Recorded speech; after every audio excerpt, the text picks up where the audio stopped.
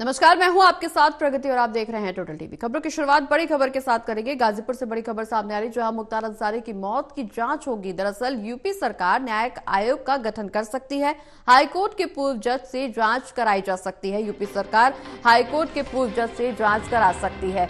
कालीबाग कब्रिस्तान में मुख्तार अंसारी को दफनाया जाएगा। कब्रिस्तान में पुलिस फोर्स तैनात की गई है। मुख्तार अंसारी गरीबों के मसीहा थे, स्थानीय निवासियों का ये कहना। सुख दुख में हमेशा साथ देते थे मुख्तार अंसारी, स्थानीय निवासियों की तरफ से यह बयान सामने आया है।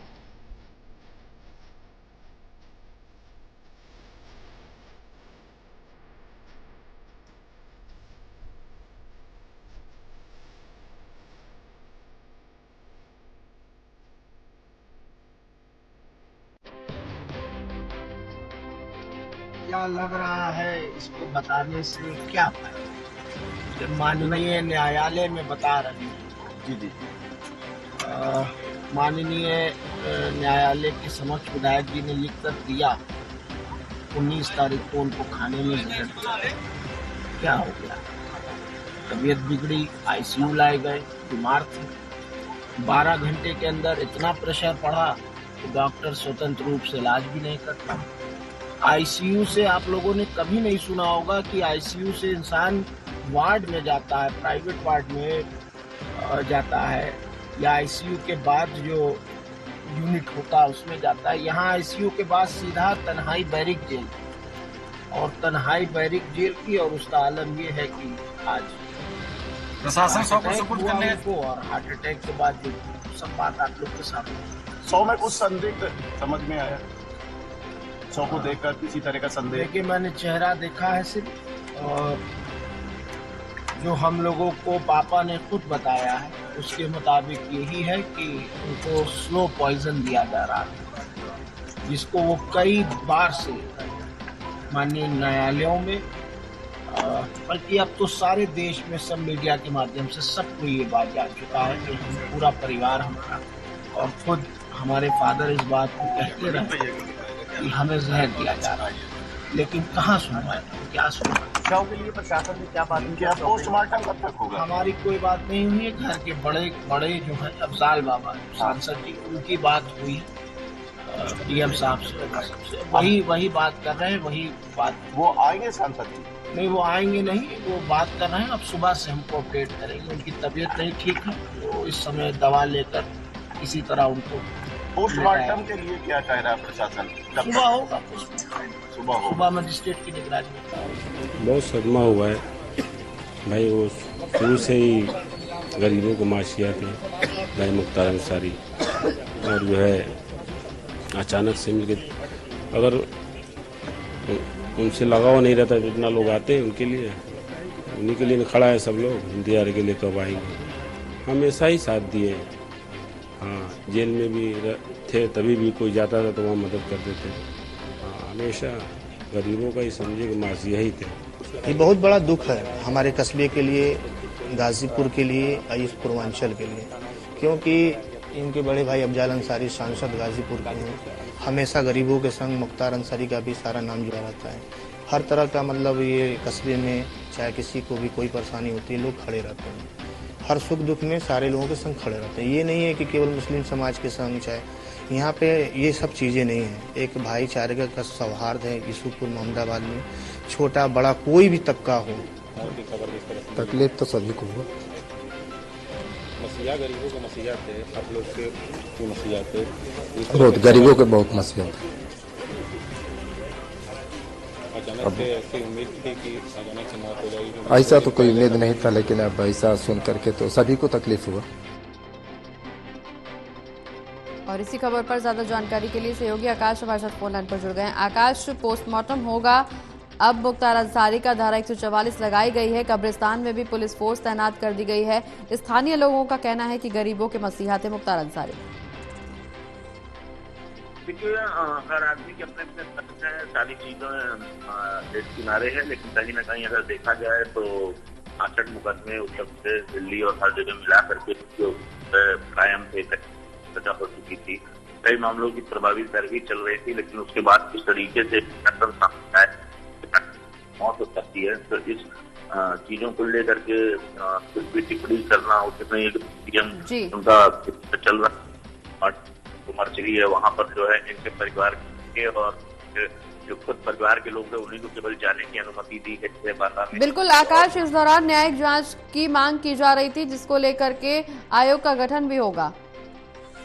जी बिल्कुल, लेकिन सबसे बड़ी बात यह है कि आयोग का गठन कौन कौन लोग उसमें शामिल होंगे और सरकार की तरफ से उस पर आता है ये उसके अभी थोड़ा सा वक्त लगेगा और उसके बाद ही सारी चीजें क्लियर हो सकती है। कहीं ना कहीं अगर देखा जाए तो दुर्दांत अपराधी जो खासतौर पर जिसका एक वर्चस्व था प्रदेश में और देश में उसका अंत हो गया है, क्योंकि कृष्णा राय जो पूर्व विधायक रहे भाजपा की कर्मचारी को हराया था जो है उनकी 3 साल बाद विधायक बनने के बाद जाती है जिसका नाम आता है और कहीं ना कहीं उनके बेटे की तरफ से भी छोटी जायज दी गई है कि उनका 5,000 1,500 तो इस तरीके के बयान सामने आ रहे हैं। कुल मिलाकर के अगर बात की जाए तो सारी चीजें एक तरफ है, लेकिन एक अपने आप में मामला और ये राजनीति में कई पार्टियों के जो भाजपा की विरोधी पार्टियां उनकी तरफ ट्वीट करके बाकायदे पूरे मामले को लेकर के जो है आरोप प्रत्यारोप का दौर चल रहा है। बिल्कुल आकाश, आरोप प्रत्यारोप शुरू हो गया है, राजनीति अब बढ़ती हुई नजर आ रही है इस पूरे मामले में, जो कि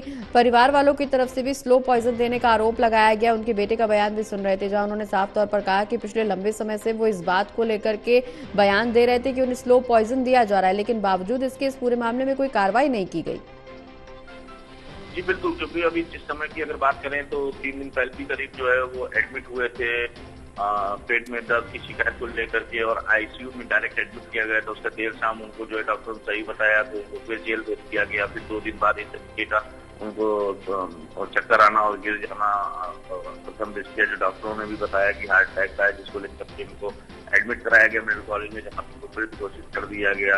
ये सारी चीजें ऐसी हैं कि जो आरोप थे, क्योंकि 21 मार्च को भी कोर्ट में न्यायालय में बाकायदे इनके द्वारा प्रशासनिक अधिकारी और राजनीतिक लोगों पे आरोप लगाया गया था कि वो मेरी हत्या की साजिश रच रहे हैं।